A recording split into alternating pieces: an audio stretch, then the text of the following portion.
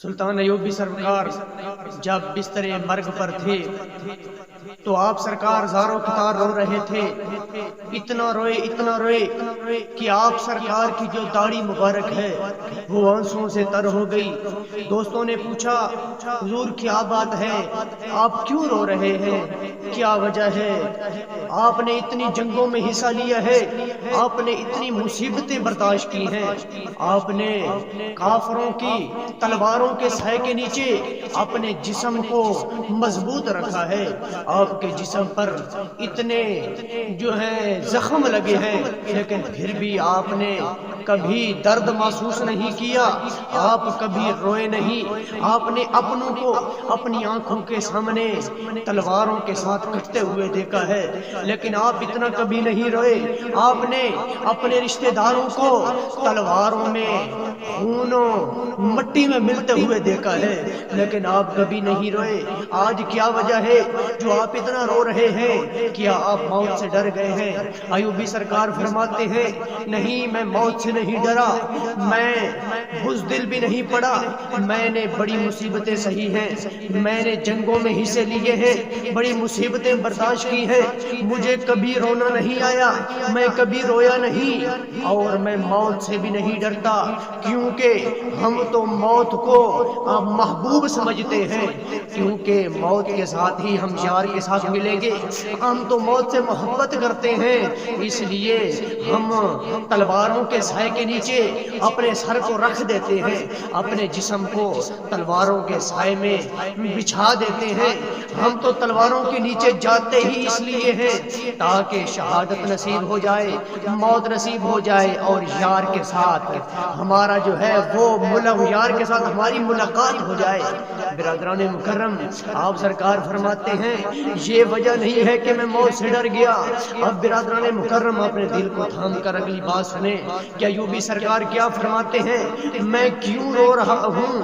اگر ضمیر کا قطرہ بھی باقی ہے تو انشاءاللہ عز و جل یہ بات سن کر وہ لوگ جو جمہوریت کے حامی ہیں، جو انگریز کے نظام کے حامی ہیں، جو انگریز کے قانون کے حامی ہیں، جو انگریز کی تعلیم کے حامی ہیں، اگر ان میں قطرہ ضمیر کا بھی باقی ہے تو انشاءاللہ ان میں جو ہے دین کی، نیکی کی، اسلام کے قانون کی جو محبت ہے وہ دل میں پیدا ہو جائے گی. اگر ضمیر کا قطرہ بھی باقی نہیں ہے تو پھر ہم صرف بات سنا سکتے ہیں. ہمارے استاذ مکرم نے تو پوری دنیا کو باتیں سنا لی ہیں. برادران مکرم، سلطان ایوبی سرکار نے کیا جواب دیا، ذرا توجہ سے سننا ہے. سلطان ایوبی سرکار فرماتے ہیں کہ میں موت کے ڈر سے نہیں رو رہا، میں اس لیے رو رہا ہوں کہ مجھے ایک وقت یاد آ رہا ہے. جب وہ وقت مجھے یاد آتا ہے تو میں پریشان ہو جاتا ہوں، مجھے دنیا ایک اجیرن سی لگنے شروع ہو جاتی ہے.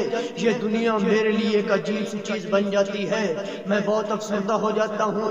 دوستوں نے پوچھا حضور وہ کون سا وقت ہے جو آپ کو رلا دیتا ہے، آپ جیسے بہادر کو وہ کون سا وقت ہے جو پریشان کر دیتا ہے؟ ایوبی سرکار فرماتے ہیں مجھے وہ وقت جب یاد آتا ہے، عیسائیوں نے مجھے خط لکھا تھا جب وہ جا رہے تھے، جب میں نے بیت المقدس کو آزاد کیا تو عیسائیوں نے مجھے ایک خط لکھا، وہ خط دے کر چلے گئے. انہوں نے کہا ارے ایوبی تو نے ہمارے بڑے لوگوں کو قتل کیا ہے، تو نے ہم سے ہمارے ملک چھین لیے، تو نے بیت المقدس کو ہم سے چھین لیا ہے، تو نے ہمارے ہزاروں لوگوں کو تحت تیغ کر دیا ہے. لیکن ایوبی تو یاد رکھ لے، تو جس مقصد کے لیے یہ سب کام کر رہا ہے، تو مسلمانوں کی عزتوں کو بچانے کے لیے یہ سب کچھ کر رہا ہے. ارے ایوبی تو اسلام کی سلطنت بنانے کے لیے یہ کام کر رہا ہے. ارے ایوبی تو اسلام کا قانون لانے کے لیے یہ کام کر رہا ہے، تو اسلام کی تعلیم کو فروغ دینے کے لیے، اسلام کی تعلیمات کو دنیا میں پھیلانے کے لیے یہ سب کام کر رہا ہے. لیکن ایوبی تو سن لے، جب تو چلا جائے گا پھر جب کوئی اور ایوبی نہیں آئے گا، جب تو چلا جائے گا کوئی اور ایوبی نہیں آئے گا، ہم اب جا رہے ہیں اس وقت پھر ہم آ جائیں گے.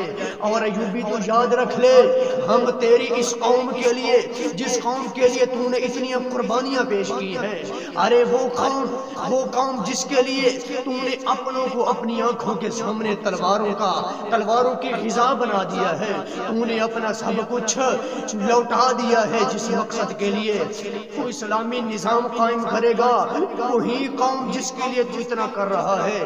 جب ہم پھر واپس آئیں گے تم نہیں ہوگے تو ہم ایک ایسا نظام بنا دیں گے، ایسا ماحول پیدا کر دیں گے کہ مسلمان جو ہے ان کو برائی سے بچنا اس طرح مشکل ہو جائے گا جیسے تلی پر انگارہ رکھنا مشکل ہوتا ہے. کوئی مسلمان بچہ، کوئی مسلمان بچی برائی سے محفوظ نہیں رہ سکے گی.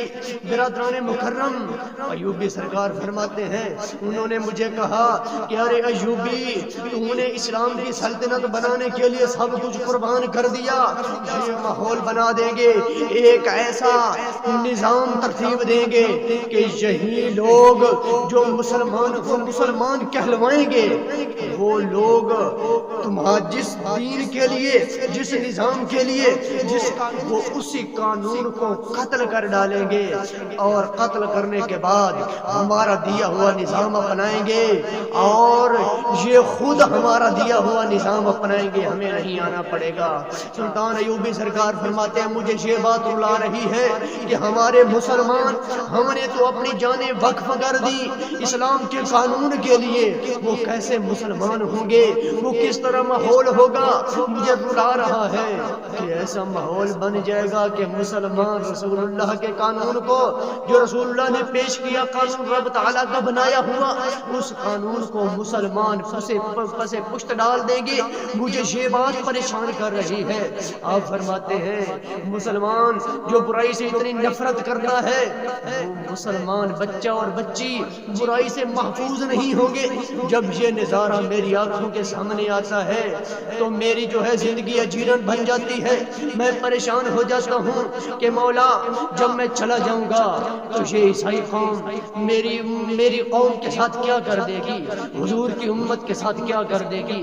برادران مکرم، ایوبی سرکار جس بات پر پریشان تھے آج وہی ماحول بن گیا ہے.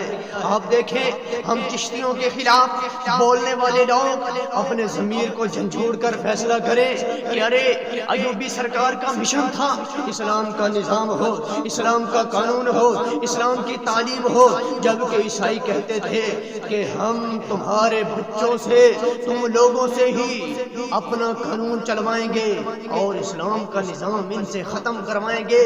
ارے اب بتاؤ کہ تم ایوبی کے مشن پر چل رہے ہو یا عیسائیوں کے مشن پر چل رہے ہو؟ ارے ایوبی کے مشن پر تو الحمدللہ ہم چشتی، سنی، حنفی، بریلوی چل رہے ہیں. ارے تم تو عیسائیوں کے مشن پر چل رہے ہو، خود بھی اپنے بچوں کو بھی انگریز کے قانون کا، عیسائیوں کے قانون کا پہرے دار بنا رہے ہو، محافظ بنا رہے ہو. برادران مکرم، ایوبی سرکار کی اب جو ہے روح کتنی تڑپتی ہوگی کہ مسلمان وہی ماحول بن گیا. مسلمان اپنے ہاتھوں سے نبی کے دین کو چھوڑے، صحابہ کرام نے اپنی جانیں اللہ تعالیٰ کی راہ میں قربان کر دی. ہمارے لاکھوں شہداء جنہوں نے اپنی قربانی اسلامی سلطنت کے لیے قربان کر دی. لیکن آج کا ایک مسلمان ہے جو اپنا پیسہ بھی اپنی اسلام کے نظام کو ختم کرنے کے لیے استعمال کرتا ہے، اپنے بیٹوں کو اگر استعمال کرتا ہے وہ بھی اسلام کا نظام ختم کرنے کے لیے استعمال کرتا ہے. اگر وہ اپنی کوئی بھی کوشش کرتا ہے، ہر کوشش میں اسلام کے خسارے کے لیے، اسلام کے نظام کو ختم کرنے کے لیے ہی کوشش کرتا ہے. برادران مکرم، ایوبی سرکار کے وارث الحمدللہ ہم ہیں اور ان لوگوں کو میں دعوت فکر دوں گا. خدا را اپنے مسلمان شہداء کی جو جانیں ہیں مسلمان شہداء کی جو قربانیاں ہیں ان کی قربانیوں کو رائیگاں نہ کرو، ان کی روحوں کو تکلیف مت پہنچاؤ۔